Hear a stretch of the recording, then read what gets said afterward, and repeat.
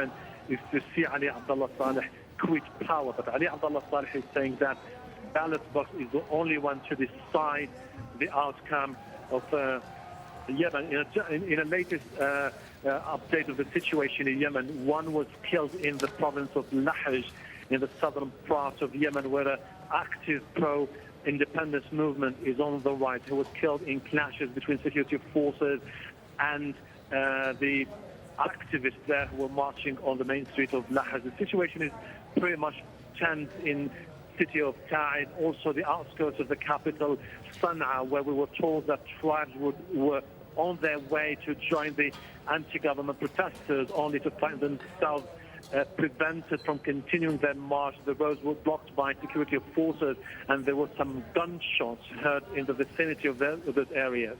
Okay, thank you very much, Hashem Al-Bar, with the latest there from Yemen, where, as he said, the situation is again very tense. In other news, 2 former Blackwater contractors are about to go on trial again in the United States for killings in Afghanistan. The men say they acted in self-defense. Prosecutors disagree. We'll have the details. And New Zealand marks a week since an earthquake rocked the city of Christchurch. Stay with us on AlJazeera.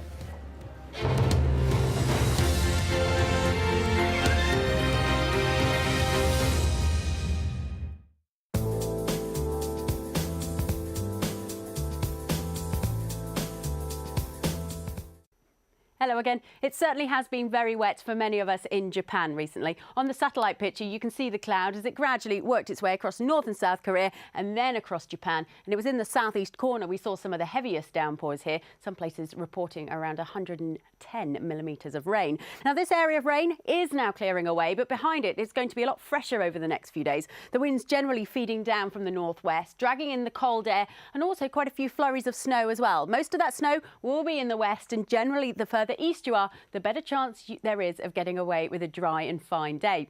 Now, a bit further south, and it's rather chilly for some of us here now as well. Shanghai, no higher than 8 degrees on Wednesday, and cooler for us in Hong Kong as well. This time only getting to around 21 or 22, so that's a good few degrees down. As we head towards Pakistan and Afghanistan, lots of cloud with us currently that's working its way towards the east. Heavy downpours out of that, lots of snow around as well. And that's also the cloud that's affecting us here in Doha, making things rather grey and giving us 1 or 2 spots of rain. So here it is on the satellite picture, making its way across Qatar there, across the UAE and eventually over into Iran. It is fresher though, and it should stay that way as we head through Wednesday. The winds now feeding down from the north to us here in Doha.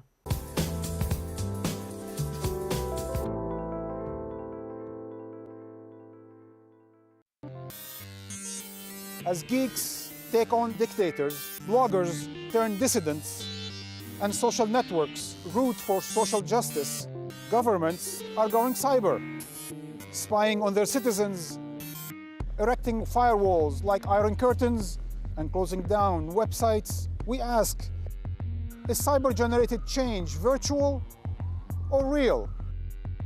Empire at this time on Al Jazeera.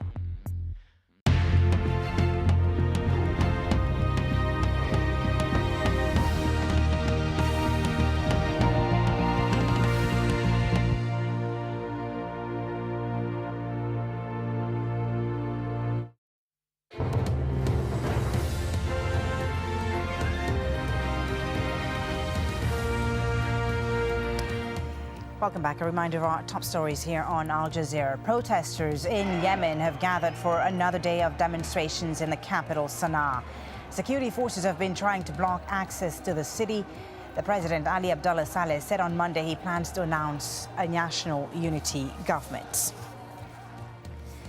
Muammar Gaddafi's forces have been fighting back against anti-government fighters in Libya. Air Force jets bombed a rebel-held ammunition depot in the city of Ajdabiya, east of Tripoli. Well, that's what the Libyan leader thinks of calls for him to step down. Gaddafi claims he is still loved by his people. Well, joining us in the studio now is Tariq Yusuf, the founding dean of the Dubai School of Government. Thank you again, Tariq, for being here in the studio with me. Now, let me just tell you about some of the comments we heard earlier from a resident we spoke to in AlJazeera in eastern Libya, one of the cities that is no longer under Gaddafi control. In fact, much of the east now is no longer under Gaddafi control. Now, he said that Gaddafi forces were preventing food from entering the city. What do you think this means? What's the strategy here? Two things. Strangling the cities that have fallen in the hands of the opposition, perhaps weaken them, deprive them of essential medical and food supplies in the hopes that they might surrender, or they would not put up much of a stance in case there is a military attempt to overtake them again. It could also signal that food and medical supplies are being rationed at the moment. Libya imports about 90% of its food and medical supply needs. Keep what you have in Tripoli, keep them for your commanders, your soldiers, and deprive the other cities of the essentials, weaken the opposition. But that also creates a humanitarian crisis potentially. And we've seen the outside world in the last 2 days expressing very strong concerns about this. And perhaps the US and European naval assets that are in the Mediterranean are precisely there to help prevent the emergence of a... And if he's cutting off food now, what does this mean as far as them perhaps taking their fight to Tripoli? It makes it extremely difficult for them. That's right. It makes it difficult, but it also makes it difficult for him inside of Tripoli. If imports of essential supplies are being rationed, they're going to be rationed throughout the country except for the military, and that raises the probability that the residents of Tripoli might in fact now have not just the resolve but the incentive to rebel and go out in massive protests that might help bring an end to the seizure of Tripoli as we see it right now. Now, meanwhile, the international community you mentioned is now putting its full weight behind the anti-government forces. We heard Hillary Clinton say that all options are on the table, and that's assuming military options, of course. Is that likely, you think? I think that possibility cannot be discounted. At some critical moment, that could very well be exercised, not to create any bloodshed or provide any incentive for Gaddafi to lash out, but to essentially corner him and take him out of the equation. Stability and security might require that Gaddafi and commanders around him be dealt with militarily, and that would be possibly welcome to the extent that it doesn't involve any ground troops coming from the outside. All right, thank you very much for the moment, Tariq. Let's turn to other world news now. And New Zealand came to a standstill on Tuesday as the nation marked a week since a powerful earthquake struck. Veronica Pedrosa reports on a day of mourning for the victims of the Christchurch quake.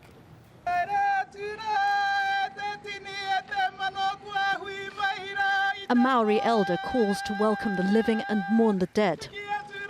The Prime Minister and top officials bow their heads. Bricks from the ruins of Christchurch symbolise the devastation around them. And New Zealand stopped, a week to the minute since a powerful earthquake. Emergency crews from around the world too silenced their jackhammers. They joined millions of New Zealanders in sombre tribute. 2 minutes of silence to remember the dead and missing. Prime Minister John Keys called it one of New Zealand's darkest days. The official death toll is still rising.